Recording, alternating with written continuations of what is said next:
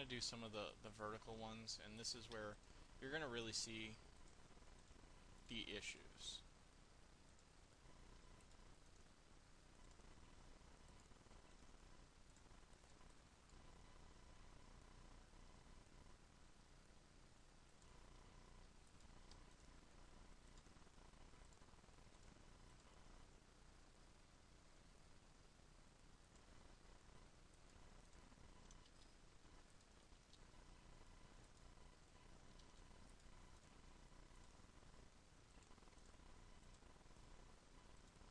Alright, so this looks sufficient. Take a look and take a render. And like I said, I mean, when you do this, this starts to look a lot better. And where I mentioned that there's going to be problems is, look, there's stretching right here on the front. They're stretching on the top, they're stretching on the bottom, and that's because the UVs are stacked. So this does give us some problems, but overall it's not too bad. And because of the way that I have everything set up, I have this really nice. I'm actually gonna go in here and just add some rivets to that, and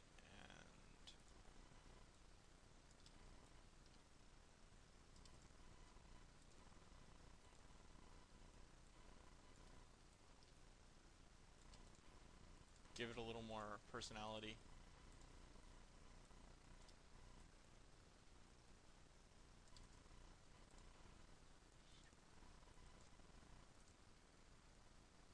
Path. Save. There we go. So now when I take that render, yeah, this surface here looks a little more defined.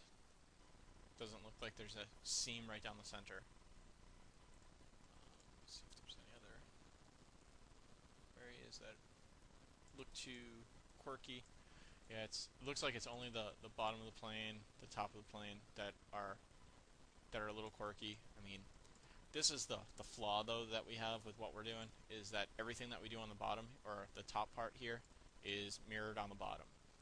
So that is a flaw that we have, and that's something that we need to possibly address. But this is looking, like I said, pretty good for what we want. There are some things that I could do here as far as the engine goes, and I'll just do that now. Um,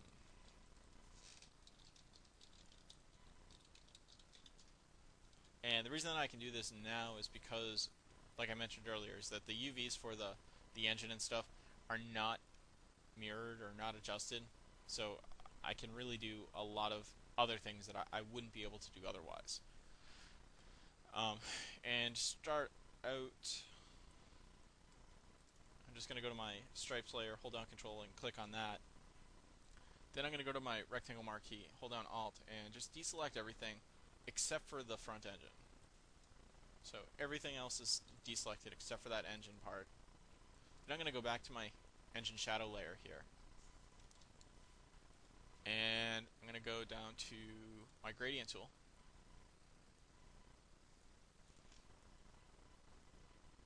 And let's see here. I'll do a black to white gradient.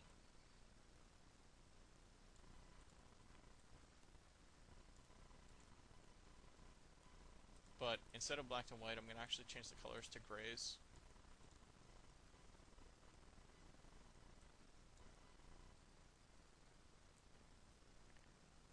I'm just trying to figure out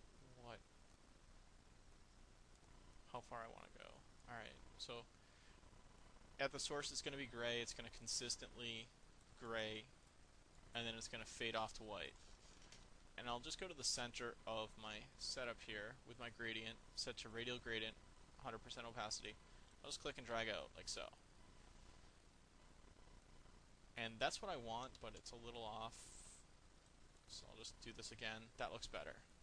I know this looks weird, but now if I change my blending mode to multiply, it stands out that much more.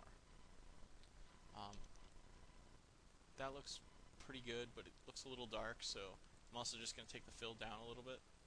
And yeah, just seeing that, I'm going to go back to my gradient editor, and I'll just adjust the stop value so it's more of a fade, but then also make the center part a little darker.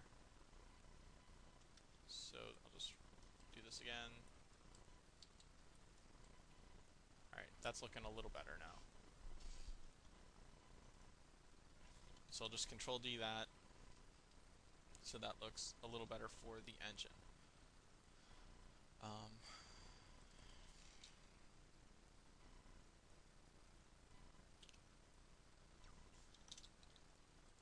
I'll just delete this, and I'm going to do some destructive editing. I'm not a huge fan of this, but for this, it's probably the best. And I'm going to use the dodge tool. I'll set the dodge to shadows. Set the brush diameter to about 6. And I'm going to come into here and just go around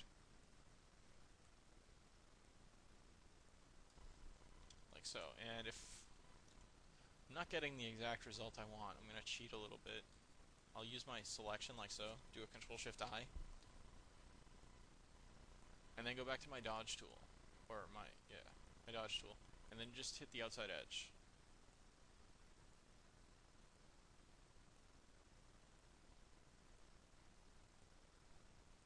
Like so. And then Control D. And you can see that now I have this burned in circle. And then I'm going to just lower my exposure down to like 10, and I'll just increase the brush a little bit. And hit it again, just lightening it up a little bit. And I'll just do a Control-Shift-I and hit the inside a little bit. There we go. That doesn't look too bad.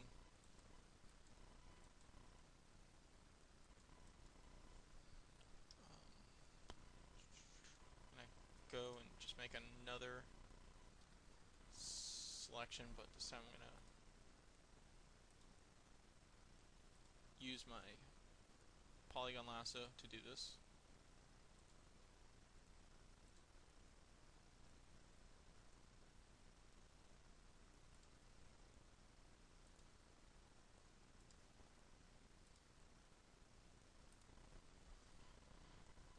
And this time, instead of dodge, I'll use my burn tool.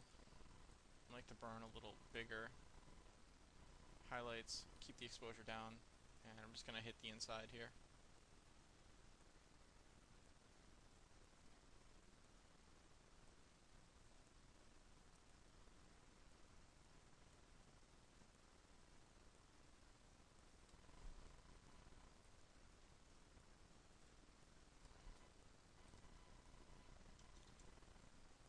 Like so. And then just to hit the outside edges again to darken those up. Alright, so that looks pretty good right now. Gives me a little more detail. Now I'll go to the little knob that actually connects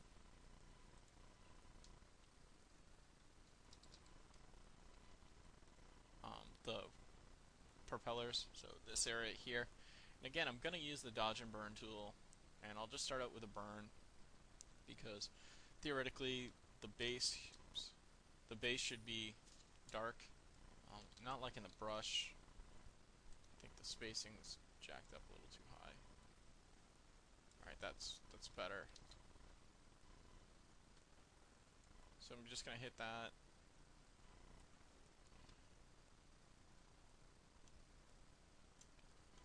And exposure's a little high, so I'm going to drop this down to like 8. Helps if I make sure I'm on the right layer when I do this.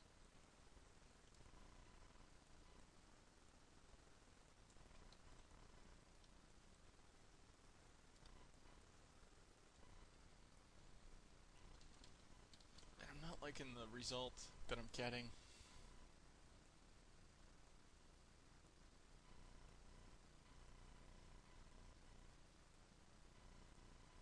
since I'm not liking the results, but I'll just shortcut again. I'll use my rectangle marquee.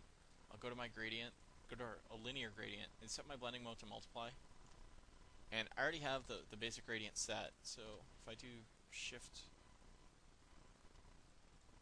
like so, I'm going to get that fade that I want. It's just the value is too high, so I'm going to drop this down to like 60%. Alright, that looks better. To give me a decent base here. Now I'll go into my burn tool, set it to midtones. There we go.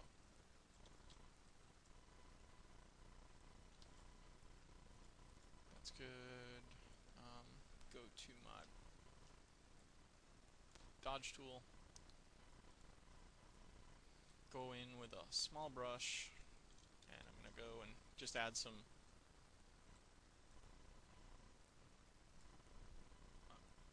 empty shadows, wrong layer. Go in and add some highlights to this.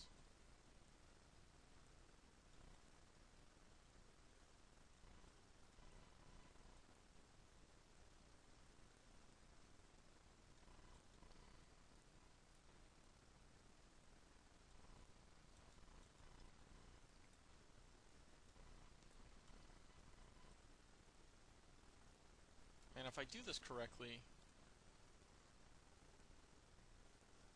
I'll end up with some separation in the metal, just like what we were doing earlier,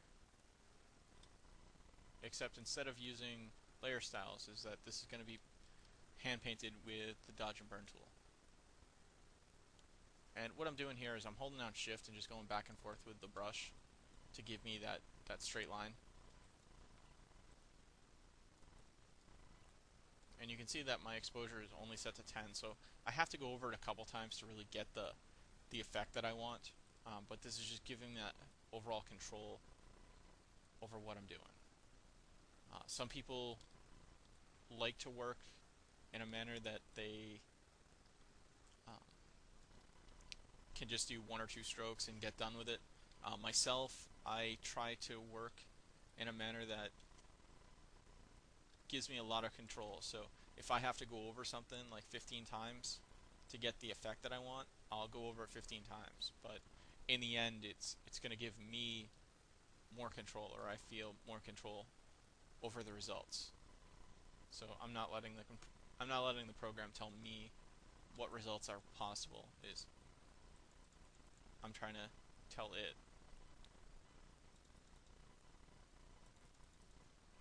Alright, that looks decent. Save off the PSD again. Jump back into Max, and then take a render, and now you can see the propeller part of the plane, and you can see the shadowing really adds a lot to it, because if we look at the plane from the front here, you'll see that there's this extra detail to the front, so that even though it goes to the flat color where we quickly lose it, is that there is stuff going on in that front end, and it helps so much to have those extra details. So at this point here, we could continue, and I mean, really, we could add a lot more to this, but I'm gonna stop at painting textures now and work back in 3ds Max, because we want to now take the UVs, or take this texture map that we have and bring it over to the first map. Alright, so the map that we already worked on, we're going to bring the texture over so that we can edit it there, because right now everything's mirrored, and I mean, the texture itself looks good, but we want somewhat of a unique texture. Alright, we don't want everything mirrored exactly over. So I'm going to press 0 on my keyboard to bring up the render to texture window. This can also be found under rendering, render to texture. And the render to texture here is, we have our path set, which I'm just going to ignore. But if you